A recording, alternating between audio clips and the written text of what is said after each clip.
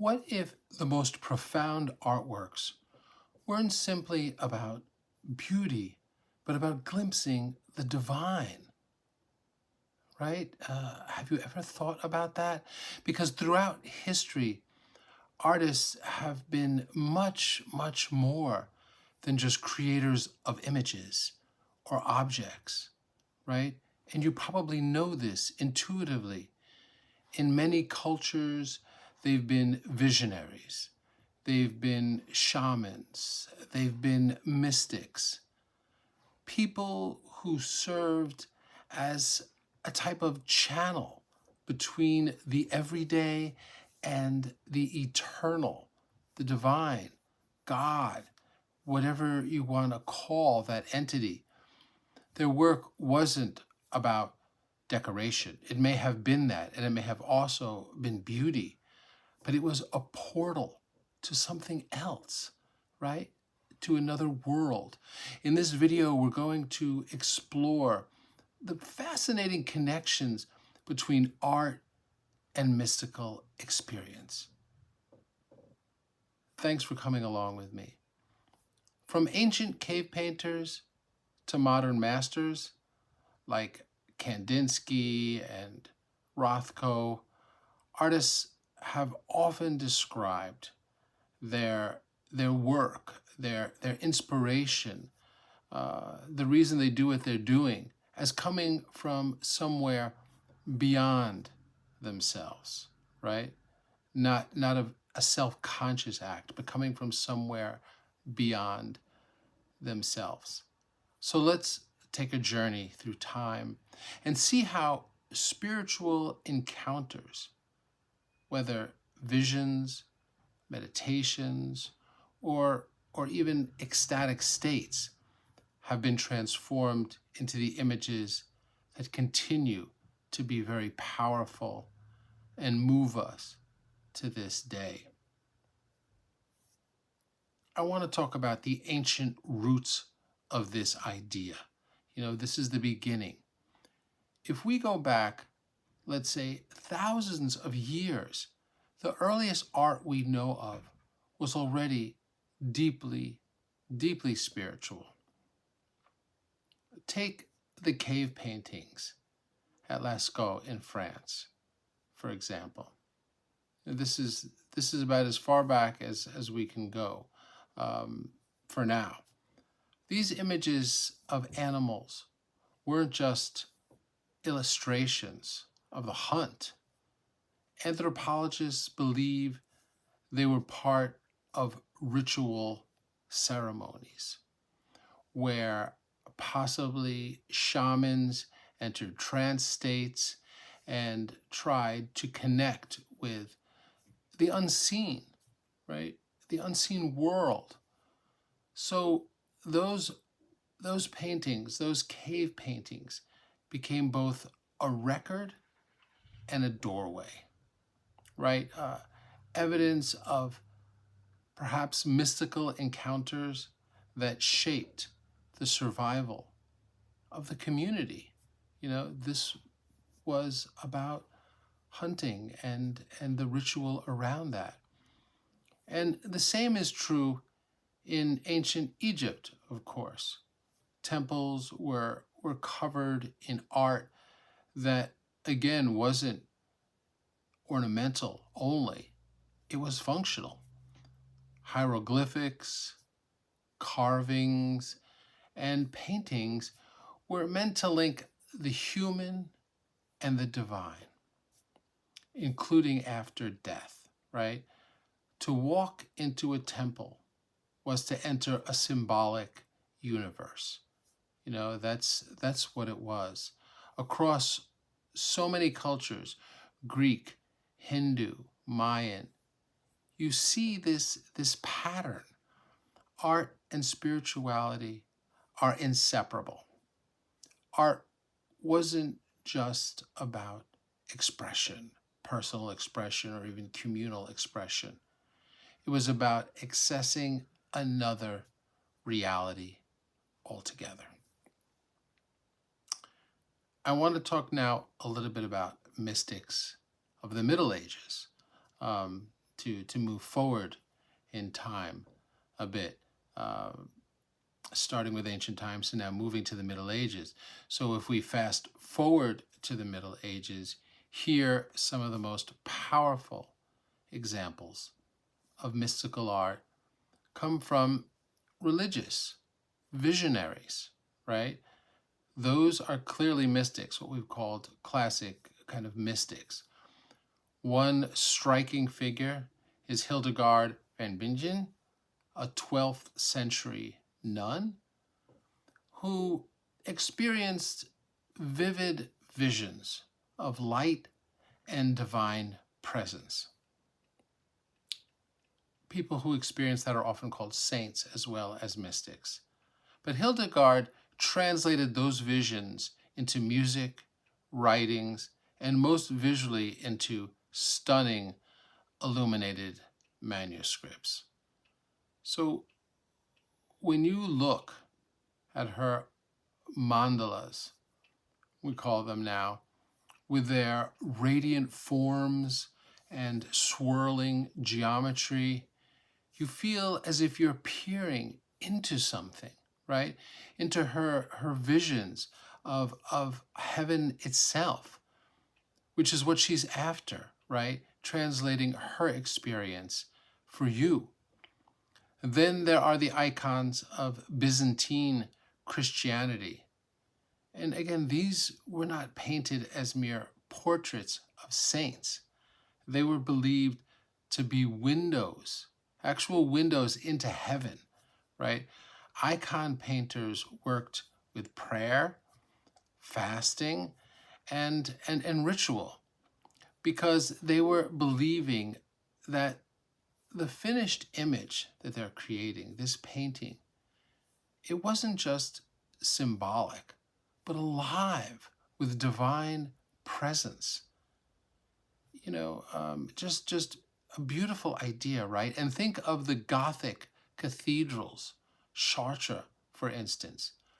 Imagine stepping into that vast, extraordinary vaulted space in the 13th century, right? I mean, had to be an absolutely awe-inspiring, sense when you were in there.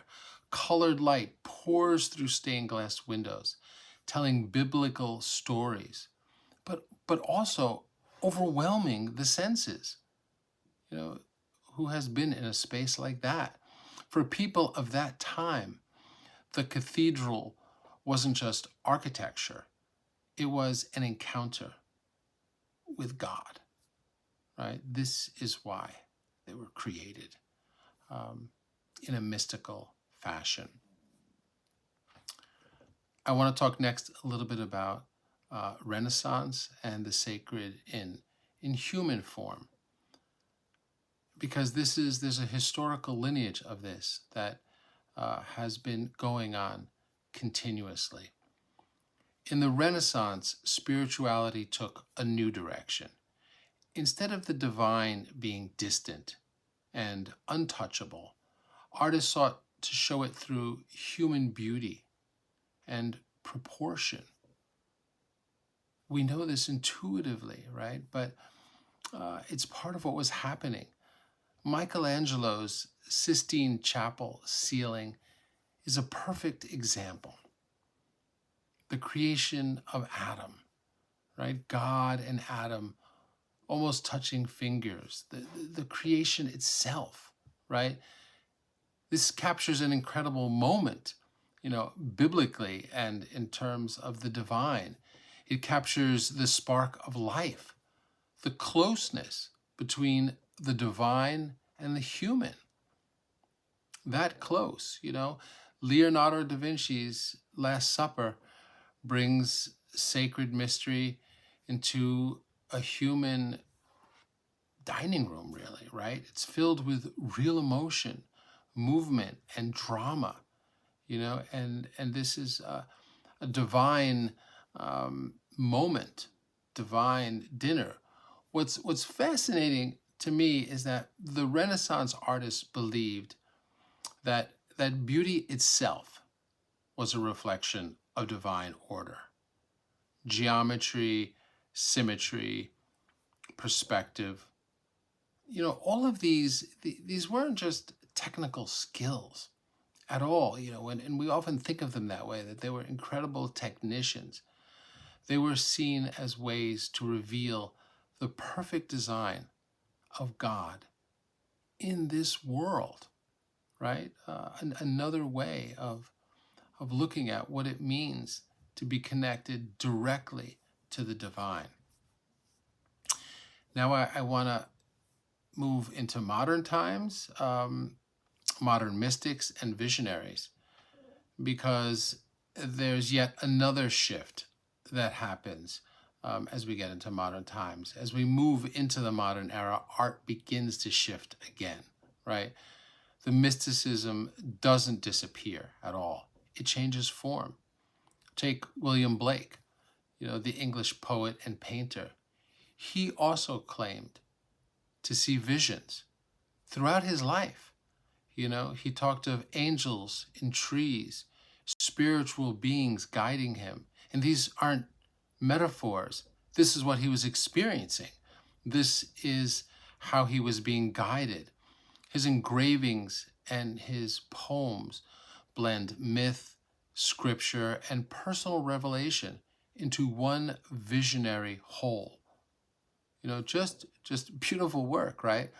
Then we come to Kandinsky, who you likely know well, one of the pioneers of abstract art. Kandinsky believed that colors and forms themselves carried spiritual vibrations, right? As an artist, you know this intuitively. In his famous essay titled Concerning the Spiritual in Art, he argued that the true purpose of art was to awaken the soul, not just please the eye, Beautiful thought, right? Which is likely something that you have felt at one time too. Later, Mark Rothko created vast fields of color, paintings so large that they envelop you, right? Also did installations of them, like in the Rothko Chapel. In silence, standing before one or several of these paintings, you can feel pulled into something beyond words, right? Another world. Rothko himself said he wanted his work to inspire tears, to open people to a sense of the sublime. Even today, visionary artists, also called outsiders, right, who have no school training at all, self-taught artists, we call visionary artists outsiders. They continue to experiment with meditation, altered states, personal spirituality, using art as a bridge to something beyond this world, right? There's nothing else we have that does this. So art as a spiritual practice is what I want to talk about next, because it's not only the great masters of history who experience this.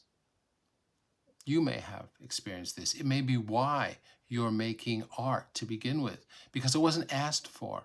Art is something a little more like a calling. So art as a spiritual practice is accessible to anyone.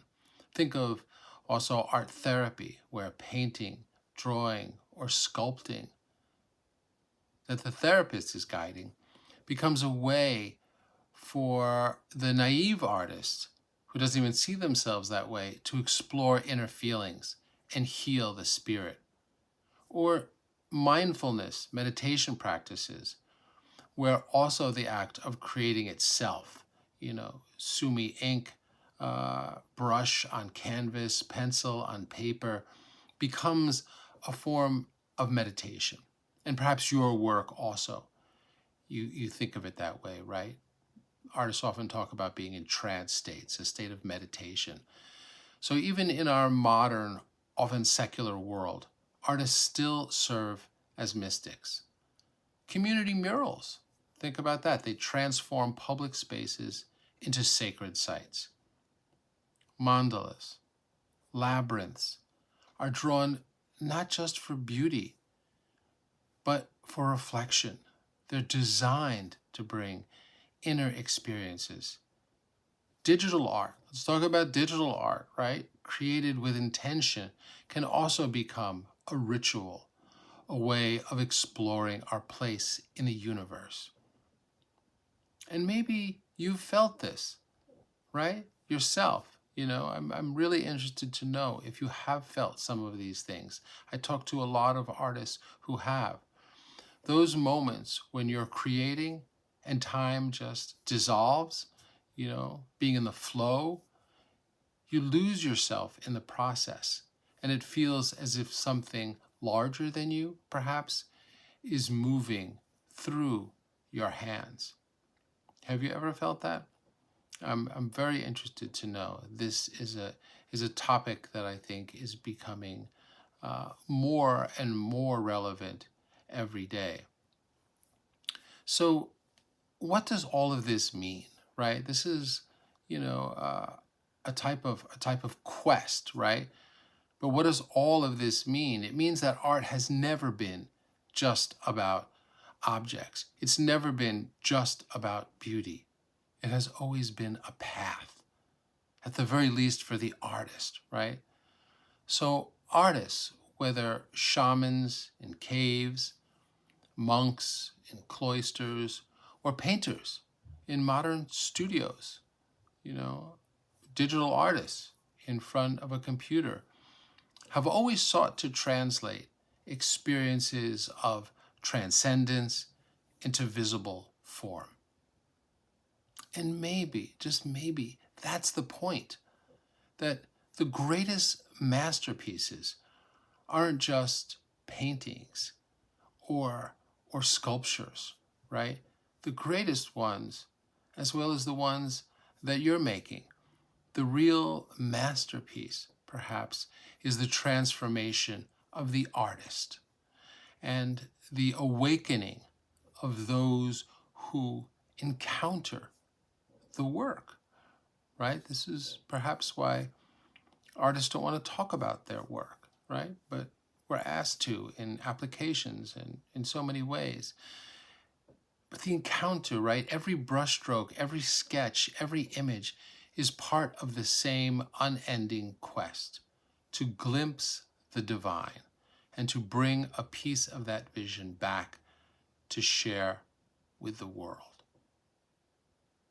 That is what I think art is about. It is certainly one aspect of what art is about.